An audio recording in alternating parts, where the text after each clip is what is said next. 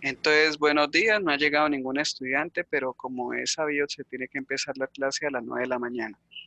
La clase dura apenas una hora. Para empezar, se va a hablar sobre lo que es el sistema reproductor femenino, como una estructura que se puede estudiar desde la parte externa y de la parte interna del cuerpo.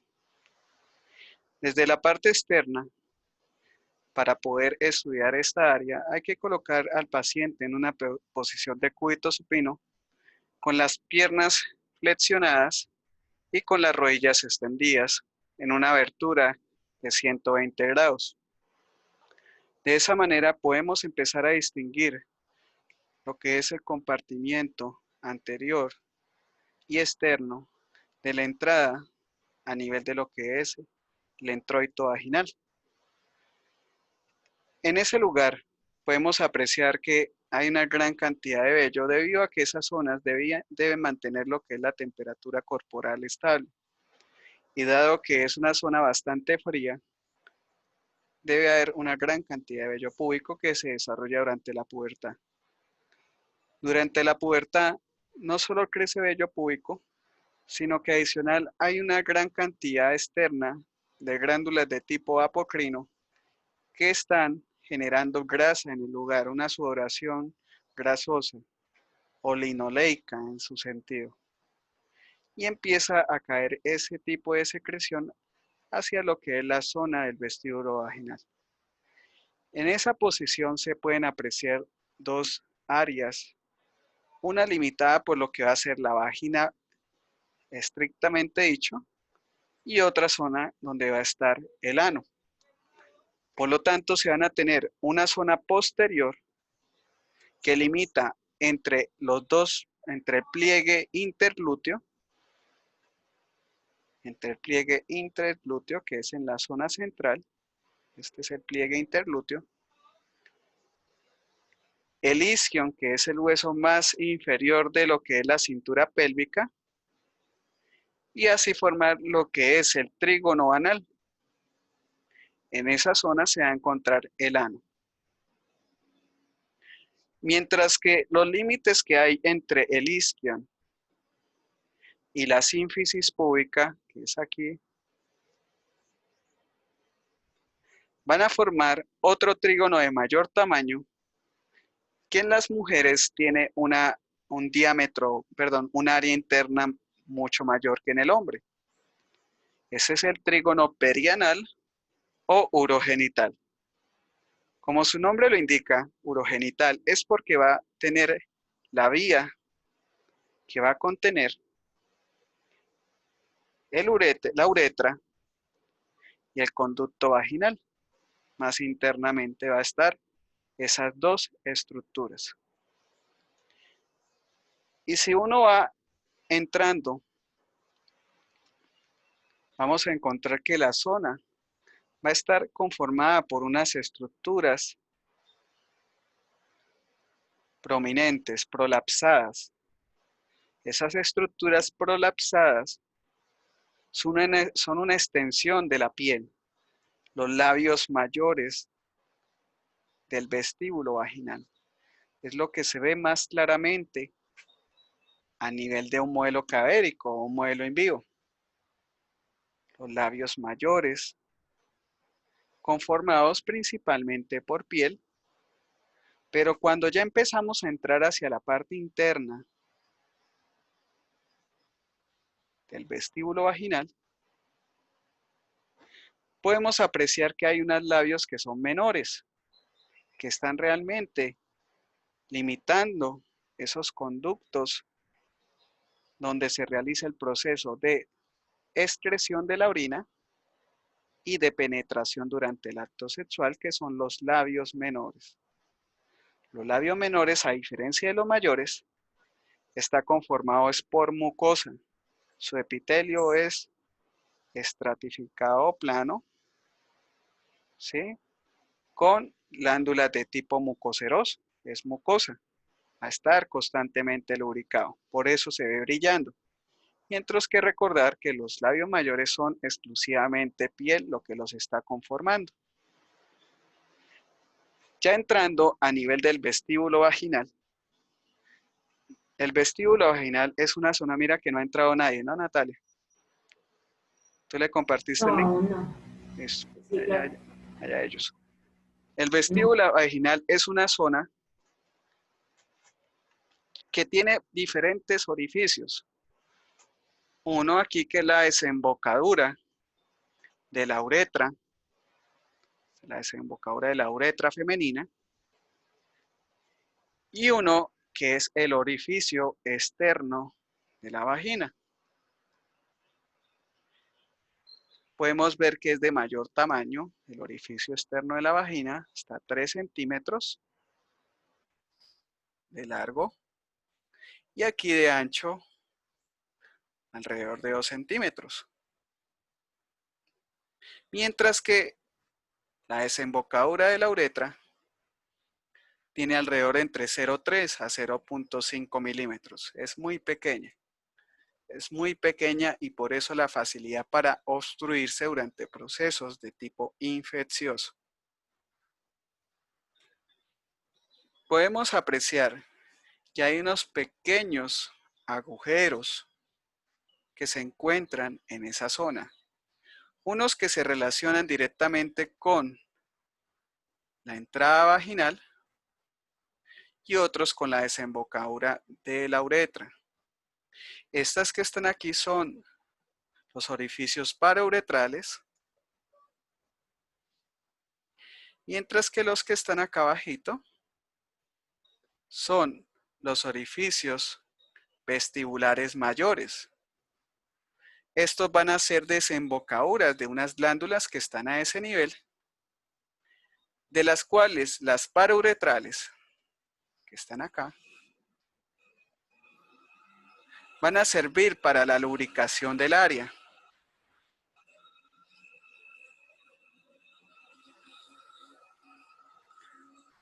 Al igual que las vestibulares. La diferencia radica es que en estas parauretrales va a haber secreción de fructosa.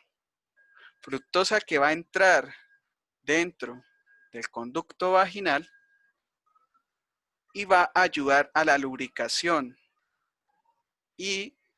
va a ayudar, fructosa que va a ayudar a lo que es la nutrición de los espermatozoides que van a residir ahí durante el proceso del coito.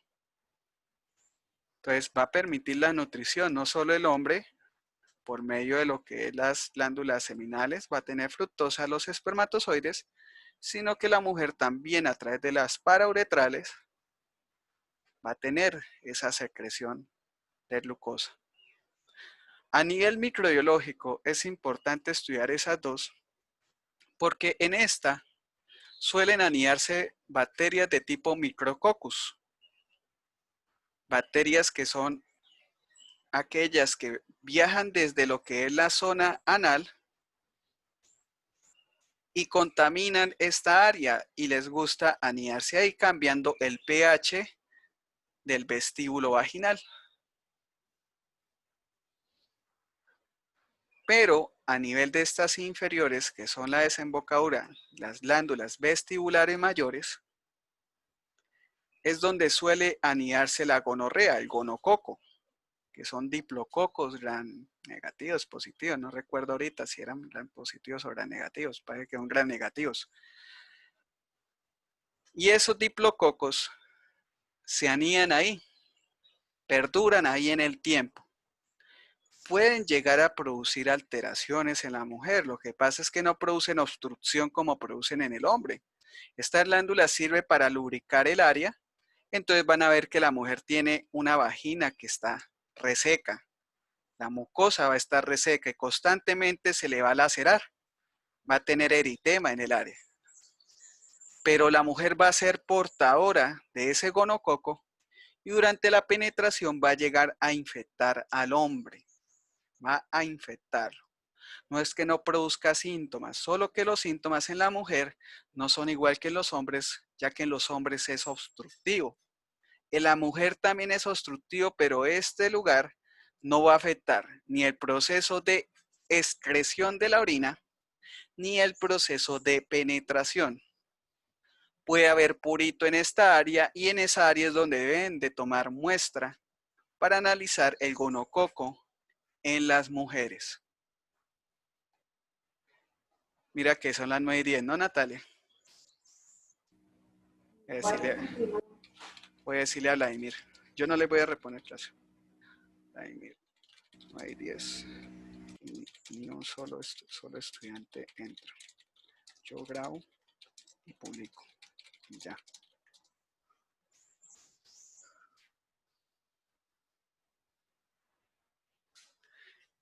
Ya entrando o levantando esas capas, podemos apreciar mejor la zona perianal, que es esta donde está el 1, de la zona anal, que es el 2. Los dos trígonos que se vieron anteriormente. En la zona anal se puede apreciar músculos que se han mencionado con anterioridad, que es el músculo elevador del ano. Ese músculo elevador del ano simplemente es la confluencia de 3 músculos que están en el piso pélvico. El isquio sacro, el isquio ilíaco, ¿sí? Y el músculo coccigio. Son los 3 músculos que están formando el músculo elevador del ano. Al final, muchos autores lo llaman como uno solo, que es el músculo elevador del ano, pero unos ven las líneas de esos 3 músculos. Ya a manera más central, rodeando al ano, está el músculo del esfínter externo del ano. Es un músculo voluntario que permite que nosotros los seres humanos no nos defequemos, que de manera voluntaria, si nosotros tenemos ganas, pues nosotros podamos resistir la condición de hacer la evacuación del material de desecho. Es voluntario. Y recordar que esta zona es inervado por el nervio pudendo. Es inervado por el nervio pudendo. Pero ¿qué es lo que importa? Lo que importa es el trígono perianal o trígono vaginal. En este caso que tenemos uretrovaginal, que lo llaman. Este trígono está conformado por una serie de músculos también que lo están limitando. 2 músculos que están en la parte posterior y son el límite de del trígono que es anterior y el trígono posterior. Este músculo es el músculo transverso superficial del perine. Transverso superficial del perine. Y vemos cómo hay unos músculos laterales formando esa pared lateral del trígono, que son unos músculos que se ven también en el hombre, los músculos isquiocavernosos. Isquiocavernoso.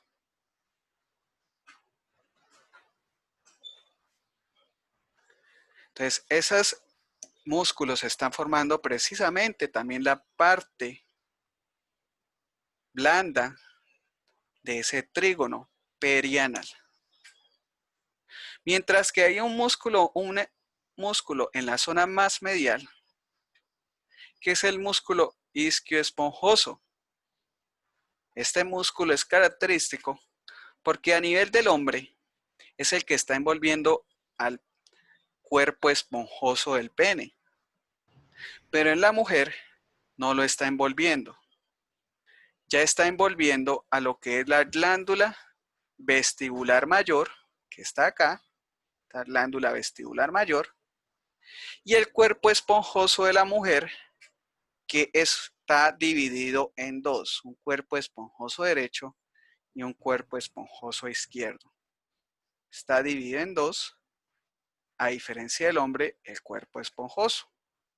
Ese cuerpo esponjoso es el que responde durante las contracciones vaginales dentro de la penetración para permitir que el pene quede incrustado y no se salga durante el proceso del coito. Entonces aprieta lo que son los labios menores para así de esa manera mantener el pene dentro de la posición y facilite el proceso de fecundación.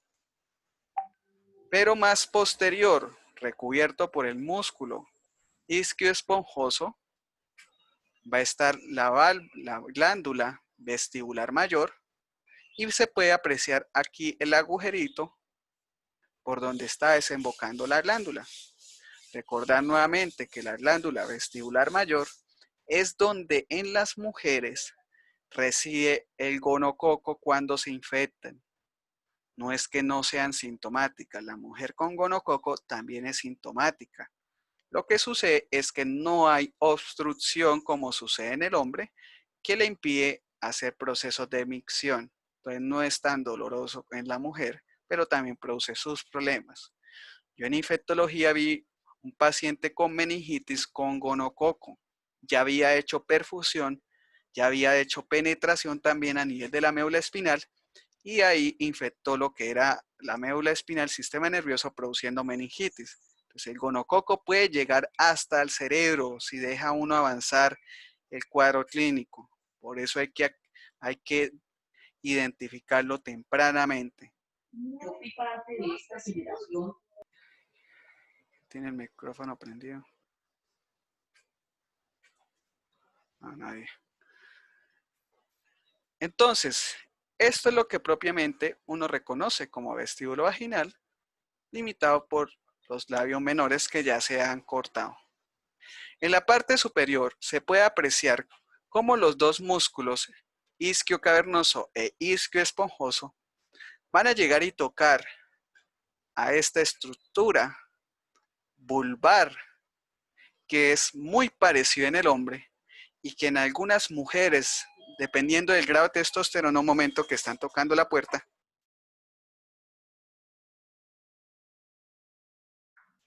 Disculpe, profesora Natalia, no hay manera para que nos hagan como, como que nos vuelvan a decir todo lo que el profesor había dicho. Es que la sala no nos aparece en el horario y duramos 15 minutos preguntándole al profesor y nos respondieron tarde.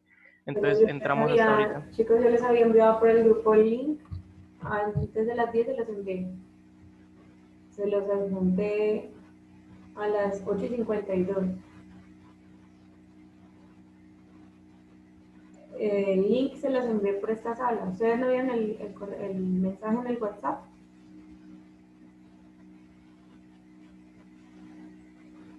Pues es Chicos, que realmente no todos estamos ahí, solo hay unos representantes y pues hasta ahorita nos llegó el mensaje. Entonces por eso entramos tarde todos. pero no entiendo. O sea, esta sala es la misma sala que ustedes tienen en el Buenas, continúo. No, profe, podcast. esta sala no nos aparece en a mí no me aparece en el horario, me aparece como la 500 algo. Bueno, entonces continúo. Entonces, No se preocupen que igual la clase está grabada desde el principio. entonces aquí se ve, aprecia esta forma vulvar, que se ve una pequeña estructura hasta azulita encima de él. Esa estructura vulvar es lo que ustedes ya conocen como lo que es el glande del clítoris. Es igual que en el hombre.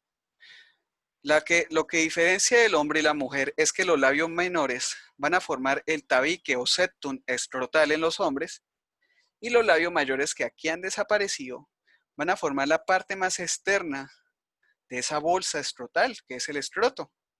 Entonces, no es muy diferente una mujer de un hombre. Tienen una conformación sexual muy parecida. Solo que la mujer es más evolucionada, ya que ellas tienen ambos orificios separados y eso les da una ventaja evolutiva. En el hombre no. Ese glande del clítoris, al igual que en el hombre, tiene una irrigación y un drenaje por parte de la vena y arteria dorsal del pene. Y si ustedes recuerdan, bueno, ustedes no han visto tampoco reproductor masculino, pero si les dieron la clase ya, recuerden que esto está inervado por el nervio dorsal del pene, que es una rama, ¿sí? Del nervio pudendo, ¿sí? Una rama sensitiva del nervio pudendo. Ahorita se verán esas ramas. Sigamos. Aquí se puede apreciar nuevamente la gran cantidad de músculos que tiene. Todos estos músculos corresponden al músculo elevador del ano, mientras que este de acá es el músculo del esfínter externo. Se aprecian esos cuerpos que se llenan de sangre, al igual que en el hombre, solo que recordar que el esponjoso en las mujeres sí son dos, mientras que en el hombre solo es uno. Y el cavernoso es muy parecido en el hombre y en la mujer. ¿Sí? Es muy parecido en el hombre y en la mujer. Recuerden otra cosa, este que es el esponjoso va a garantizar que el pene se mantenga dentro del conducto vaginal, ¿sí? Mientras que el cavernoso va a producir la erección de clítoris. Va a producir la erección de clítoris. Hay algunas mujeres que producen una gran erección y se forma un pequeño tumulto, parecido a un micropene, pero no se les haga raro, es algo normal, es algo normal.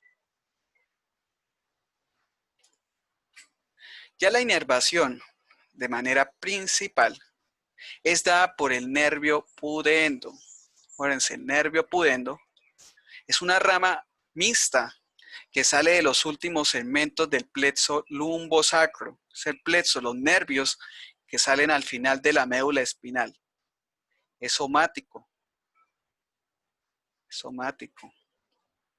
Tanto motor como sensitivo. Solo que motoramente va a ir a inervar los músculos que están aquí a nivel del piso pélvico. ¿Sí?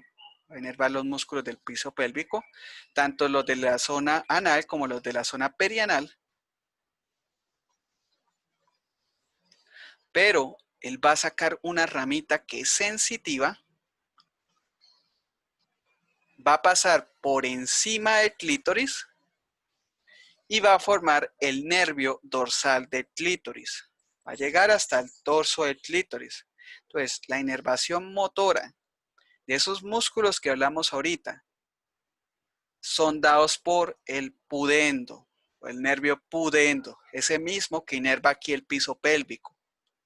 Y a su vez va a sacar una rama sensitiva que va a llegar a inervar lo que es el clítoris. Esa es la razón por la cual el sexo anal, así hablando de cosas serias, produce estimulación, porque esto también recibe aferencias sensitivas. Esto no solo es motor, esto también tiene ramitas sensitivas. Y esas ramitas sensitivas estimulan de igual manera como estimula el masajeo que se hace previo a la penetración para que haya lubricación de clítoris. Entonces, es una de las razones por las cuales hay lubricación en la vagina durante la penetración anal. ¿Sí? Es una estimulación mecánica que se está haciendo en el momento, dado que la abertura no es normal y termina generando un estímulo mecánico al nervio, que se traduce en un reflejo sensitivo. Aquí lo pueden ver como en la néter lo representan, como ese nervio pudendo siempre sale posterior, está bien posterior, y se relaciona mucho con este ligamento que está aquí, que es un ligamento que está a nivel del piso pélvico, ¿sí? Allá hay dos ligamentos que uno suele reconocer. Uno es el, el sacro tuberoso y el sacro espinoso. Este que ustedes están viendo es el sacro tuberoso, es el ligamento sacro tuberoso, ¿sí? Ligamento sacro tuberoso. Más hacia acá adentro está el sacro espinoso, pero este es el sacro tuberoso. Sale por ahí, por un conducto que se llama el conducto de Falconi. Es esto que se ve acá. Pero no es importante que se sepan esos nombres, solo contándoles que así lo llaman los clínicos, conducto de Falconi. Y hace su viaje, emergiendo cuando ve este músculo que es el transverso superficial del periné, sacando su ramita motora para el músculo isquio esponjoso, ¿sí? E isquio cavernoso. Y en esa misma zona pues se va la otra ramita profunda, que realmente siempre viene profunda, continúa su camino para formar el nervio dorsal del clítoris.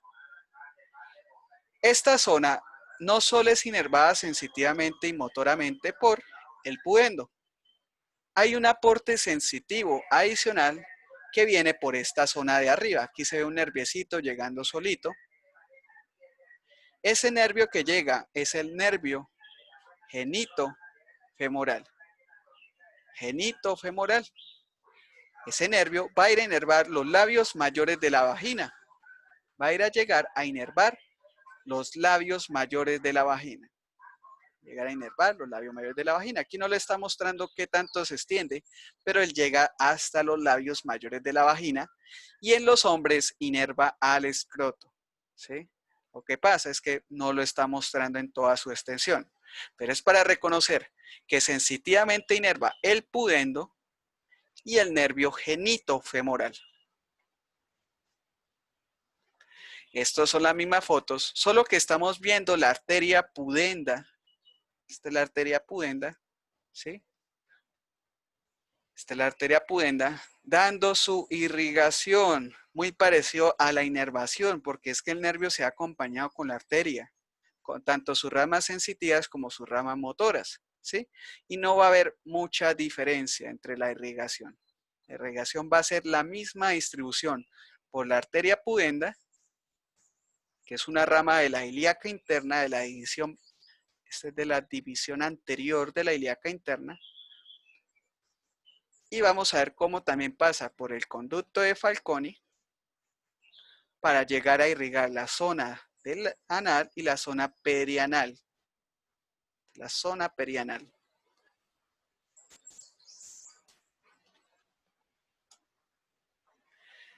Entonces, ¿qué sucede con la pelvis femenina? Recordar que la pelvis femenina tiene una gran diferencia a relación a la pelvis masculina.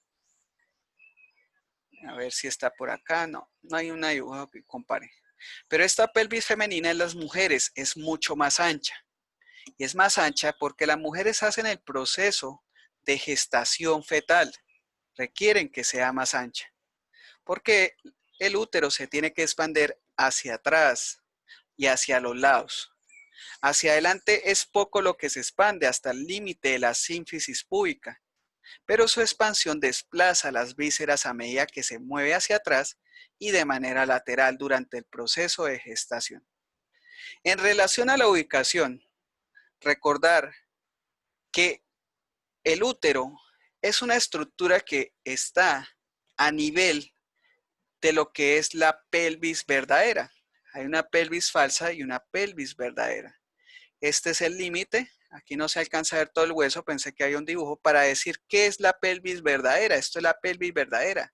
En cambio, donde uno tiene las crestas ilíacas, ese huesito que uno en la cintura se palpa, es la zona de la pelvis falsa, pero ya está dentro de una zona de pelvis verdadera. Está limitado posteriormente, antes de tocar al recto, con un pequeño saco que se forma acá. Este saquito, ese espacio que es donde va a crecer también, es conocido al estar entre recto y útero como saco recto uterino. Saco recto de recto uterino. Recto uterino.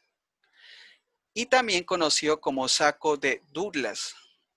Douglas, creo que se escribe así. Saco de Douglas. Solo la mujer tiene saco de Douglas, el hombre no tiene, porque esa referencia hace relación al saco recto uterino. Si ustedes dicen que un hombre tiene saco de Douglas, uy, qué mal, porque eso es la relación entre el recto y el útero. Mientras que hacia adelante hay otro saquito un poco más pequeño que está limitando la vejiga y el útero. Ese sería el saco útero vesical, porque es el saco que se está formando entre el útero y la vejiga. Saco útero vesical o vesicouterino. Lo que importa es reconocer qué estructuras se están relacionando. Este saco recto uterino, el de acá atrás, el de Douglas, es donde ocurren los embarazos ectópicos en las mujeres. Es donde el óvulo a veces ha sido fecundado aquí arribita en la ampolla, pero se devuelve y cae. Entonces ese óvulo fecundado se anida aquí a nivel del recto. Se espera que no crezca. Hay condiciones y hay personas que logran crecer. No se les haga raro, mujeres, que lleguen a viejitas y vayan allá por algún dolor y descubran que tenían un fetico acá. ¿Sí? A no ser que ustedes decían la vía de celibato, no tener relaciones sexuales. Sería raro que tuvieran algo ahí. Tendrían solo óvulos calcificados. Pero en ese lugar caen los embarazos ectópicos. Ectópico quiere decir afuera, ecto. Ustedes saben que el ectodermo es la capa externa de la placa embrionaria, pero en este caso ecto quiere decir por fuera del lugar de anidación, ¿sí? Entonces es ectópico, por fuera del lugar donde tiene que estar. Pero lo que se espera es que ese óvulo o ese feto se calcifique rápidamente, porque el intestino grueso tiene grandes concentraciones de calcio. Y ese calcio sale también por ósmosis y se pega al óvulo calcificándolo. Se espera que quede así. Durante la vida, mujeres, ustedes van a tener muchos óvulos que caen acá, muchísimos óvulos van a caer acá, ¿sí?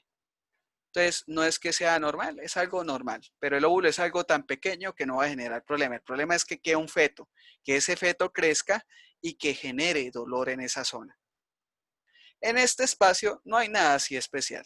Simplemente es un rezago para que la vejiga se pueda expandir.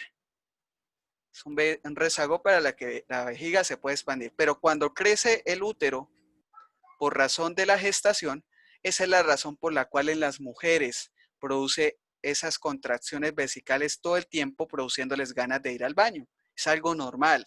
El crecimiento del útero comprime la vejiga y la termina estimulando, porque vieron que ella tiene fibras que pueden estimularse, ¿sí? Y generar proceso de micción.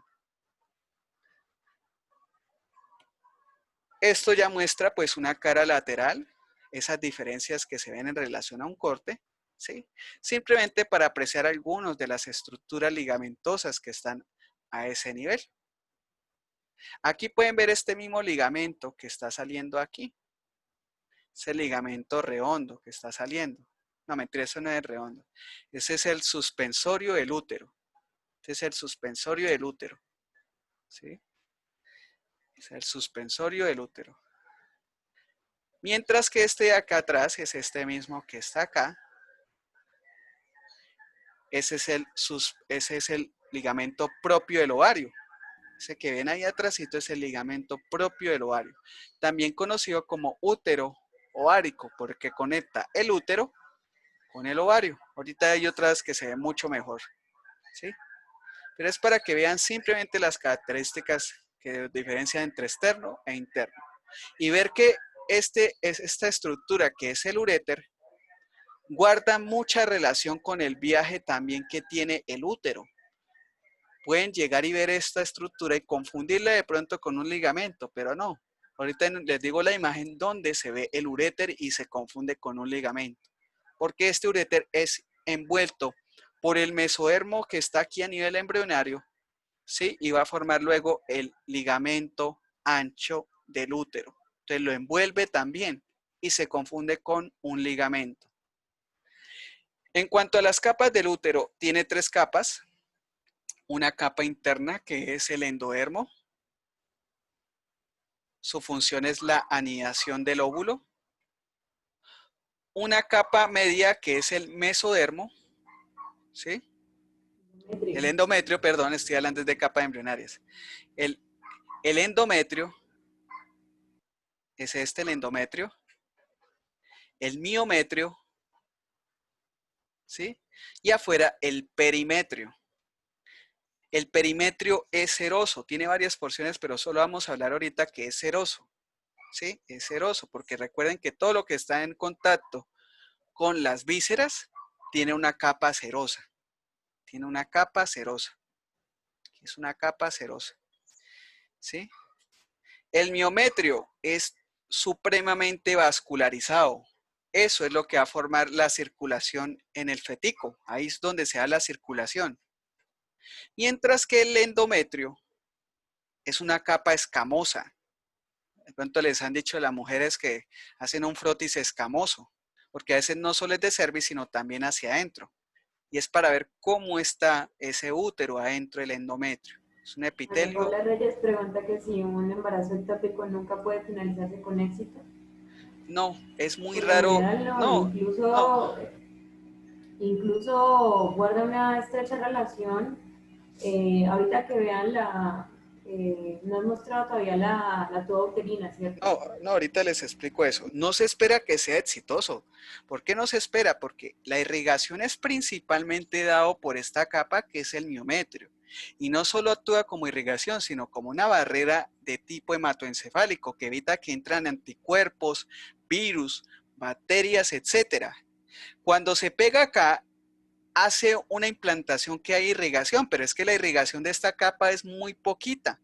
Por eso el feto no crece casi nada, es muy chiquito lo que alcanza a crecer, ¿sí? Cuando existen implantaciones del blastocito en la tuba uterina, se pueden generar otras complicaciones mayores a nivel peritoneal por la relación que guarda la tuba uterina con el peritoneo. Entonces, incluso dificulta el diagnóstico camuflándolo o disfrazándolo con incluso una apendicitis si fuera del lado derecho del cuerpo.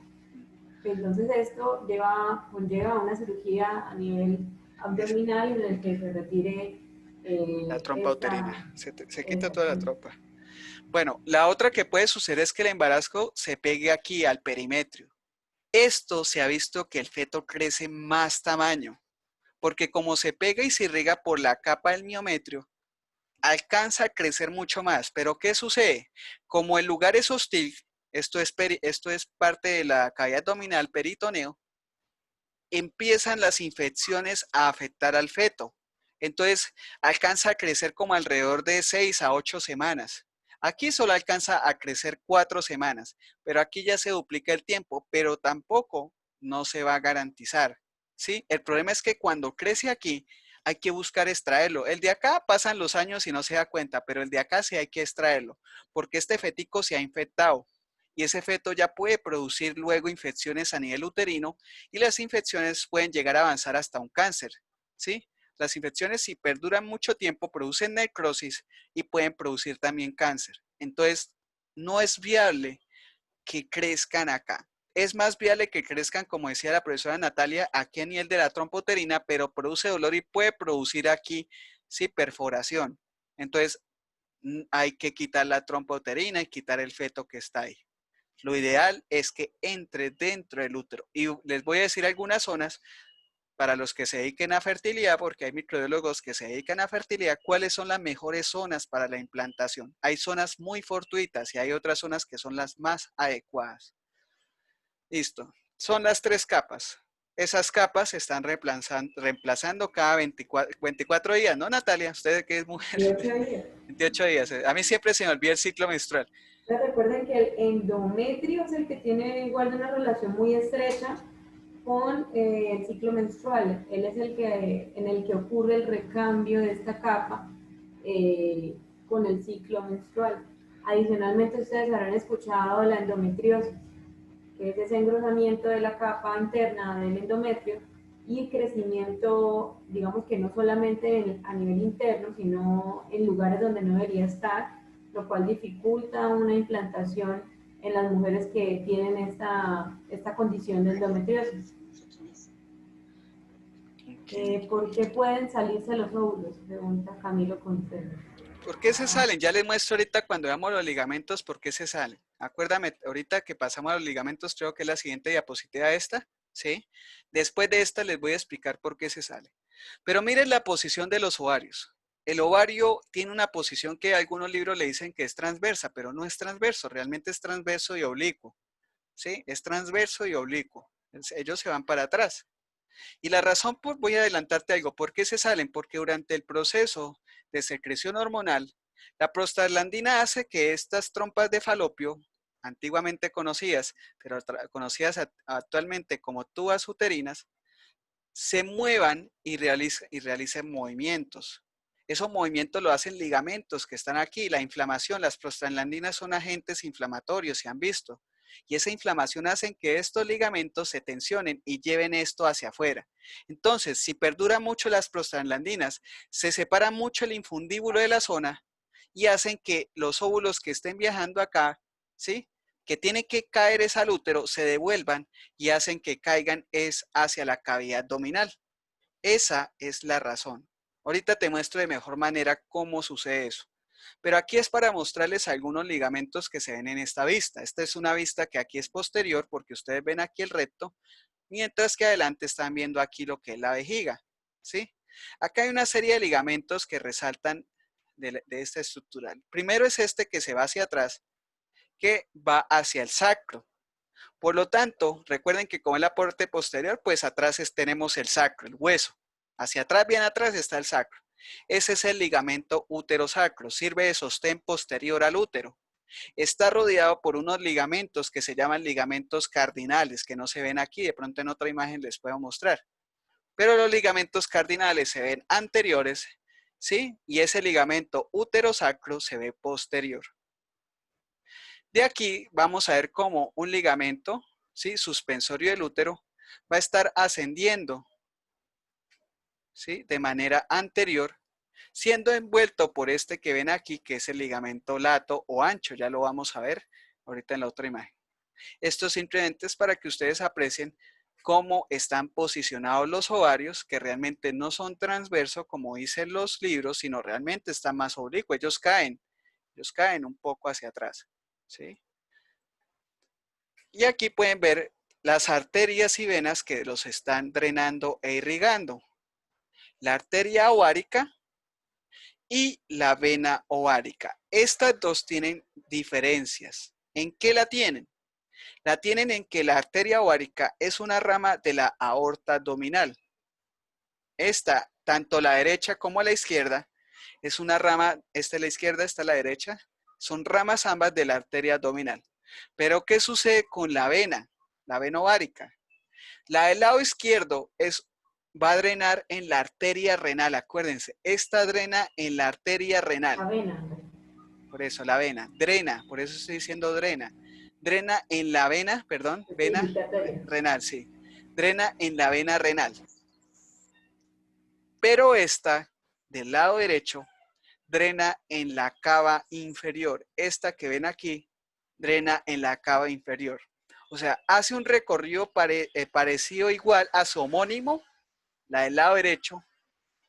Esta viene de la aorta, esta llega a la vena cava inferior, pero esta de acá, la arteria venía de la aorta, pero esta no desemboca en la cava inferior, sino en la vena renal izquierda. Es una gran diferencia que uno puede preguntarle, ¿sí? Porque cuando uno la ve es muy característica.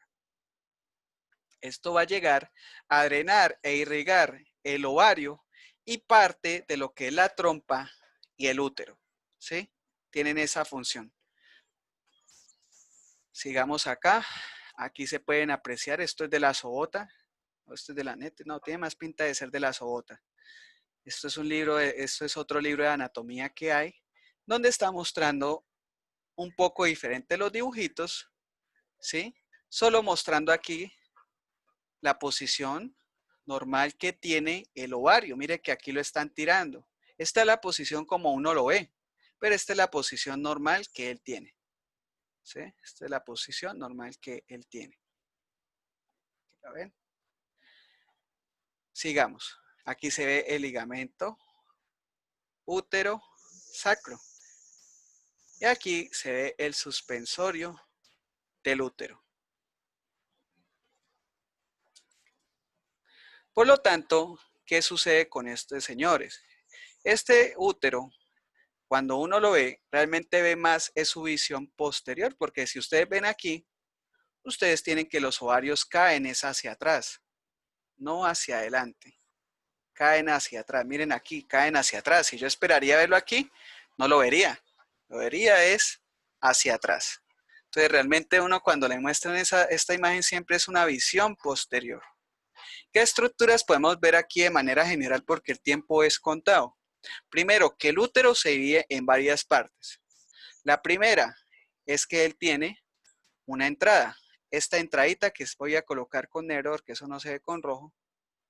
Una entrada. Y esa entrada es el famoso cervix uterino. Ahí lo que está en negro. Esto es el cervix uterino. Y ese cervix uterino tiene como unas depresiones hacia los lados de manera anterior y de manera posterior. Eso que tiene aquí, acá, unos espacios que se ven hacia la parte periférica del cervix, ¿sí? De la entrada del cervix, es el istmo, ¿sí? Es el istmo. O fornix. Eso es el fornix. Llaman fornix. Fornix que son laterales y unos fornix que son anterior y posterior, dependiendo pues aquí la posición. Esto es posterior, sería el posterior, y aquí hacia adelante el anterior. Sería el anterior. Por acá. Aquí no los puedo ver, están tapaditos. Por esta capa, todo este ligamento grande se llama mesodermo, igual que la capa embrionaria. Se llama así mesodermo. Solo que en el útero se empieza a diferenciar. Se diferencia aquí en un ligamento que limita el cuello con el ovario y lo que es el cuerpo. Esto es el cuerpo del útero. Esto es el cuerpo del útero. Ese es el ligamento lato, que lato quiere decir ancho. Por eso se conoce lato o ancho. Ligamento lato o ancho del útero. Hay que decirle que es del útero. Ligamento lato o ancho del útero. Pero ¿qué pasa? Ese mesodermo, ya a nivel entre la tuba uterina y el ovario, va a presentar dos ligamentos. Uno bien pegadito al ovario, que envuelve esos vasos sanguíneos que están ahí. Ese será el ligamento mesoovario, de mesodermo, pero con la unión del nombre ovario. Meso, Profesor, qué pena señor, interrumpirlo. señor. Lo que pasa es que, pues, siento que usted no ha querido escucharnos, entonces como que le pido de la manera más respetuosa que por favor la siguiente clase, nos dé como un tiempo prudente para entrar a la clase, porque Chicos, nosotros estamos esperando en la sala que aparece en nuestro horario, ¿sí? Y pues esa es la sala dictada por la universidad y por órdenes de los directivos. chicos, Y pues se supone que esa es la... chicos, la sala Profe, está. espere, por favor, déjeme terminar. No, no, no me Ya, sí, interrumpan. No me yo interrumpan sé porque que, estoy en clase. Usted ya se les dijo que tienen que pero nos está prestar dictando la atención. clase a nosotros y nosotros no estamos entrando a la hora que es, profesor. O sea, nos están enviando el link 5 minutos antes y en el grupo no estamos todos, solamente hay unos representantes y Ah, ellos a pues veces no ustedes tienen clase pero tienen que con hablar con los nosotros. eso ya es problema de comunicación entre ustedes. Me hacen el favor y me respetan la clase. Y Se la ustedes tienen estamos que. por eso le estoy No, diciendo de la no, me manera más estás respetuosa. interrumpiendo en medio de mi clase. Me estás interrumpiendo en medio de la clase. Y lo estás haciendo de manera breve porque quedan 10 minutos. Me haces el favor y me No, respetas. me esperé al final para exactamente eso. No, estos problemas los resuelven con la parte administrativa, conmigo no. Yo tengo el horario que está en sistema, se les compartió y ustedes tienen que mirar cómo solucionan entre ustedes. Nosotros no tendríamos ni que compartirles. Ustedes tendrían que averiguar por su parte, se lo estamos compartiendo para evitar problemas. Si ustedes no se están compartiendo entre ustedes, es problema de ustedes. Pero me hacen el favor y me respetan la clase. Me la Profe, es que respetan. por eso hay una Qué sala pena, que está pero en el horario de todos. esta no es la sala. Esta no es la sala que está en nuestro Bueno, horario. Y pues por culpa de esta es la nosotros. sala de nuestro horario de profesores. Si no es, hablen con los administrativos porque yo no tengo por qué estar hablando de eso. ¿Sí? Y se les compartió en el link. Si sus representantes no les están compartiendo, discutan con sus representantes. Para eso los tienen. Pero yo no puedo estar a cada rato de ustedes. Ya tenían esa mala costumbre de dar problemas en cada clase. Especialmente con la de nosotros que hemos tratado de hacerlo mejor. Entonces me hacen el favor y me respetan la clase. Entonces, la estructura que tenemos acá es el mesovario. El mesovario tiene como función, y esto queda grabado, ¿oyeron? Para que ustedes, y yo con todas las normativas de la universidad, legalmente, tengo como ir contra ustedes, y me hacen el favor y me respetan. Este es el ligamento mesovario, y el mesovario está envolviendo a lo que son el paquete vascular del ovario. Mientras que de manera superior, envolviendo esta estructura blanca, blanquecina, que se llama el epóforo, lo está envolviendo otro ligamento que se llama el ligamento mesosalpis. El mesosalpis es el ligamento que está acá. Mesosalpis. Mesosalpis. Ya de manera inferior se puede apreciar nuevamente estos ligamentos, pero esto no es un ligamento.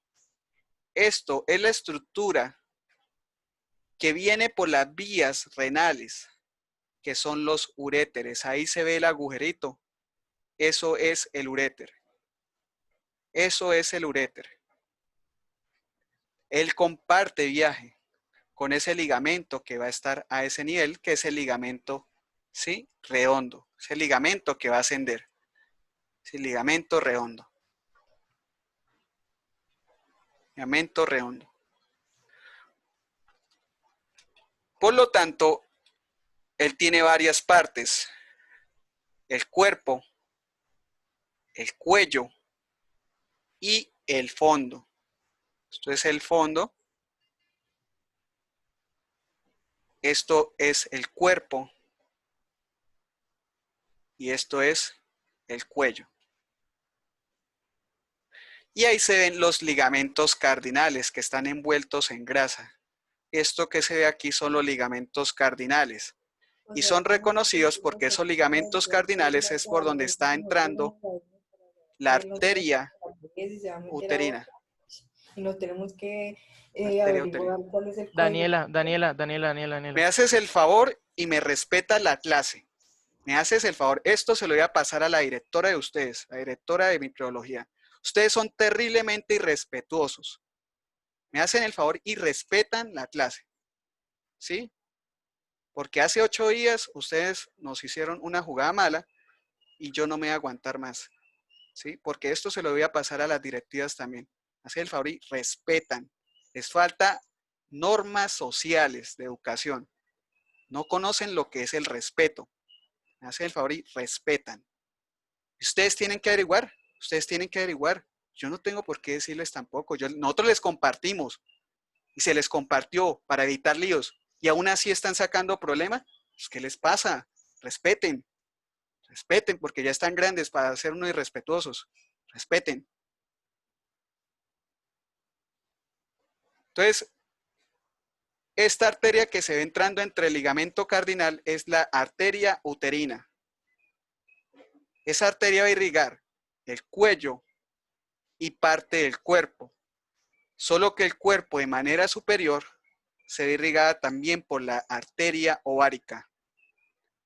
Esta es la arteria ovárica, arteria que pasa conjunto con la vena por el ligamento mesoovárico. Mesoovárico. Y recordar que el ovario está sostenido hacia el útero por un ligamento que es el ligamento propio del ovario o útero ovárico. La razón por la cual pueden haber embarazos ectópicos es porque el espermatozoide llega acá con el semen que entra. Él va a iniciar su viaje. Su viaje comienza con contracciones que se hacen a nivel de la trompa uterina. En este lugar, que es la ampolla, tiene 3 porciones. Una porción del cono, una porción del cuerpo, ¿sí? Y una porción que se acerca hacia lo que es el istmo. Entonces, cuando está muy a nivel del cono, ocurre el embarazo. Y ese embarazo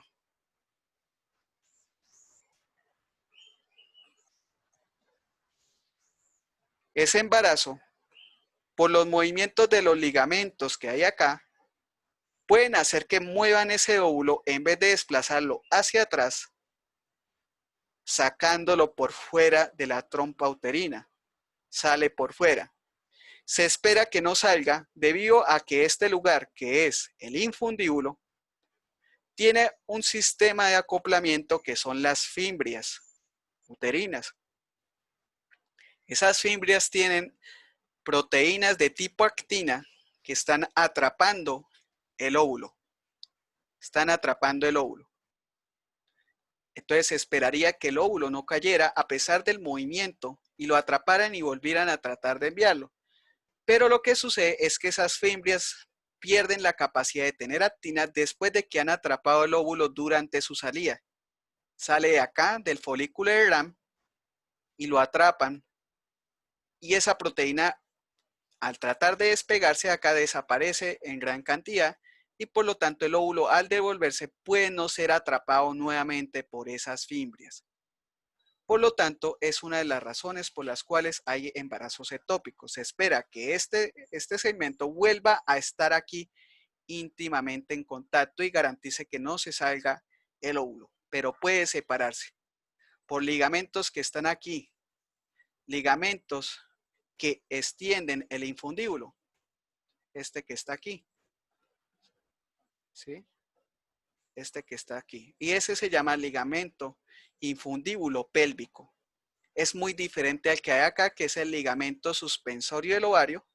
Este que hay acá es el ligamento suspensorio del ovario, sino que acá hay un ligamento que se llama infundíbulo pélvico.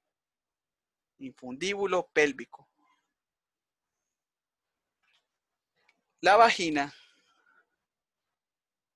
tiene la característica de ser una estructura que mide de 10 centímetros hasta 12 durante la penetración. Máximo necesita 12. Más de 12 centímetros de penetración producen y laceran lo que es el cervix uterino. Y no garantiza que genere estimulación. Lo que garantiza que genere estimulación es la expansión de esta zona interna de 3 centímetros hasta 5 centímetros. Se expande hasta 5 centímetros.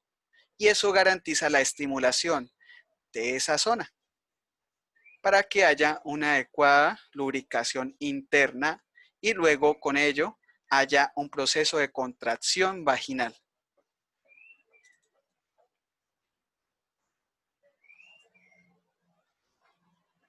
¿Qué más acá? Aquí se ven partes simplemente de los ganglios que están pues en esa zona, ¿sí? La zona es no inervada, transcurren lo que son ganglios linfáticos del plexo subovárico. Es ese plexo que se ve acá. Esto que se ve acá pegado, que ya se soltó, es el plexo subovárico, que es una extensión que nace desde los ganglios preaórticos, que son los de acá arriba, los ganglios preaórticos, y estos que están aquí, que son los justa aórticos. Entonces, simplemente se forman esos subováricos por parte de la cadena linfática que nace desde la aorta, desde ganglios que son preaórticos y justa aórticos. Justa aórticos. Y esto es la inervación que tiene la vagina y el útero, que depende de eferencias de tipo simpático.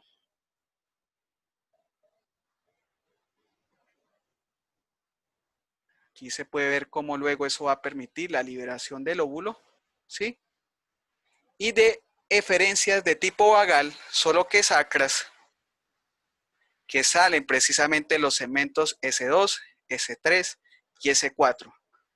Salen conjunto con el nervio pudendo, solo que ellas toman otra vía, ¿sí?